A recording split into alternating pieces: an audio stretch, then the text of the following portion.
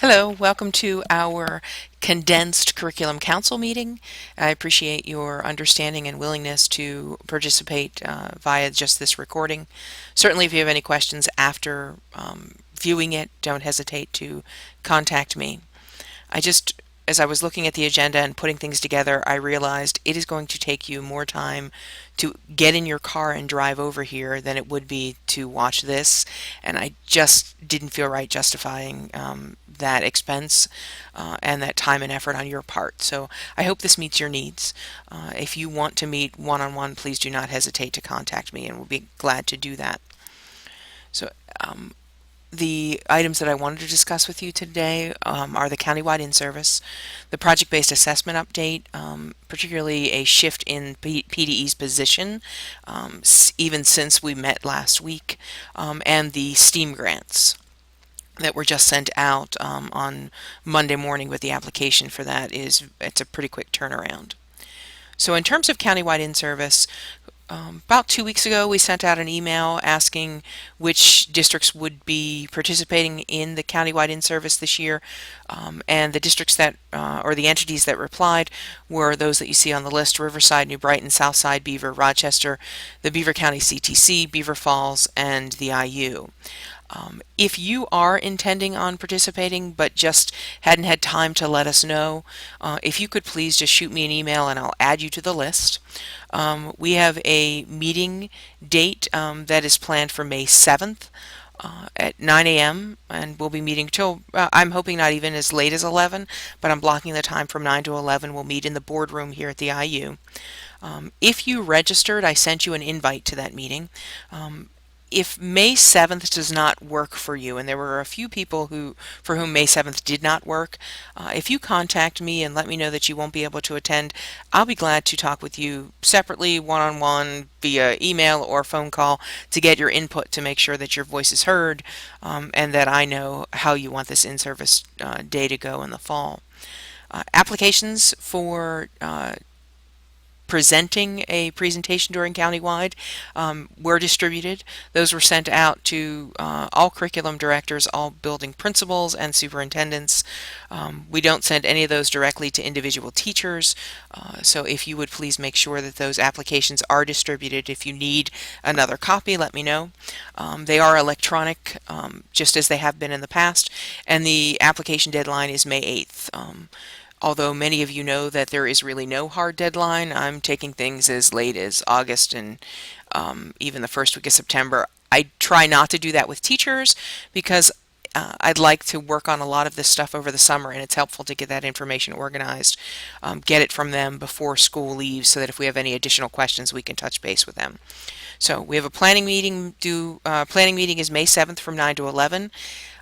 And just as a reminder, the Programs and Services Committee of the Superintendent's Advisory Council did make the decision that if you are participating in countywide in-service, that you need to have an administrative representative at the table, and that's what this planning meeting is. I don't anticipate that you'll need to do anything more than come to that planning meeting and maybe do some encouragement and pushing on your end at the schools. And once we send out the links for registration for events in the fall, only the districts that are participating will get access to those links. We'll only send it to those schools, and then after courses are offered and people have had ample time to register, we'll then open it up to the rest of the county if there's anybody else who's interested. Okay, project-based assessment. Here's where we are seeing a significant shift. If those of you that attended the project-based assessment mini training here, I don't think it was last week, it was actually the week before. I think we met on a Tuesday, and then the very next day PDE shifted its position, at least maybe they shifted prior to that, but it was the first time they shared with us, that tutors can actually stop a student in the middle of an assessment. So right in the middle of the assessment, they can look over the shoulder and in fact see that a student is struggling or going completely down the wrong direction, stop them, ask the student to log out, pull the student aside, and do some tutoring. It is critically important that we still understand that the tutoring is not about teaching the test, but in fact recognizing the pieces of eligible content that are being assessed and providing instruction on those eligible content pieces and not on how to complete the task in the project-based assessment. So while we did say that tutors can be test administrators, we also were really adamant that when tutors are acting as test administrators, they cannot be tutors, and vice versa. Apparently, PDE is shifting its focus on this for a couple of reasons. One, they're holding steady that project-based assessment isn't a test identified in Chapter 4, so that level of concern about the violation of test security is not as intense as it is with PSSAs and Keystones, and that PDE is most concerned with students actually successfully completing the project so that they can graduate. And more in the spirit of what real projects are, although we all know this is not, I think that's the direction that they're leaning. We have, however, asked for this information in writing. Whether or not we'll receive that remains to be seen, but we'll keep pushing for it. If you have questions about that, let me know, but we couldn't have stressed more that tutors and test administrator roles needed to be kept separate for fear of violation of test security and potential to lose teaching certifications, etc. But PDE is absolutely backpedaling on this. So I can talk to you about it further if you want, if you need any additional information. I just wanted to make sure that was really clear.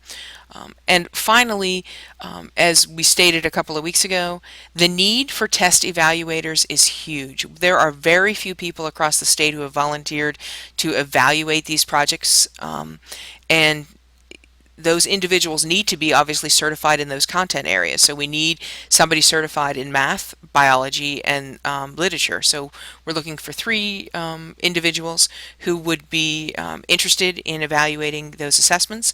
If you know of anybody who might be interested, let them ask them to contact me, or you can contact me directly, and I will get them connected to the right people at the department. STEAM grants, though we sent those applications out yesterday, although the application opened on April 4th, we just sent them out today. We just sent them out on Monday. It is absolutely my fault, no question. Somehow that information got buried for me, and I didn't forward it out to you in a timely manner. Many of you have already completed those applications in the past, and a few of you have been awarded grants. You may have noticed that in the past, the grants were leveled. You could apply for $5,000 or $10,000, and depending on need, you were eligible maybe to apply for more. There has been a shift in those grants, and now every grant application is eligible for up to $20,000. So I'd apply for the whole 20 if you can make it a strong grant. $20,000 grant applications, and we also sent out not only the link to the application, we sent out a link to the website where you might be able to get additional information. Deadline is May 1st. If you have any questions, let me know. Segue plans, it wasn't on the agenda, but just a quick reminder that I have met with a number of principals already, looking at their data and looking at their achievement and growth data and comparing that to their teacher evaluations, looking for trends, etc. They really are very organic in nature. I've met with 4 principals, and every one of those meetings has been substantially different. I found them to be helpful for me, as well as I believe helpful for them. That's the feedback I'm getting. I do have some additional meetings scheduled, and if you have any principals that you're expecting to be meeting with me, you can touch base with me and I'll let you know when that meeting is scheduled, or if in fact it hasn't been scheduled. Okay, a couple of real quick updates from Marianne. I'm sure that you probably know by now that the Connects Challenge was a huge success. There were over 116 students that participated. It was really well received, and apparently it was so large and so successful that they're anticipating next year and not just taking over the gymnasium but also the lodge. So that's a program that really is growing by leaps and bounds, and it's exciting for our 4th through 8th graders. Global Passport Project, was a luncheon meeting supported or hosted by Dr. Kerber at Blackhawk School District. Marianne wanted to express her thanks for that. It is a program that we're going to be able to bring to your schools and partner with the Advanced Engineering and Manufacturing Partnership. Stay tuned, more information coming on that as well. And then the Asset Business and Education Network, Marianne and Marcia met with those folks on April 9th. It was sponsored by Asset Science at Google headquarters. They met with people at Alcoa, PPG, and the Pittsburgh Airport Area Chamber of Commerce, and the Consortium for Public Education. And those organizations are really sort of primed and ready to be able to work with us and our students. And so Marianne and Marcia will be bringing that information as it develops in the near future.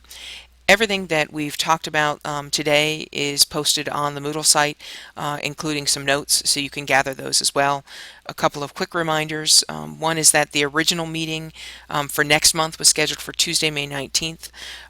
I've been pulled to Harrisburg, and therefore that meeting is being rescheduled for Monday, May 18th. I really apologize for the inconvenience. This is now twice this year that I've had to move those dates, and I certainly understand when you can't attend, which is why I'm grateful for our video recordings.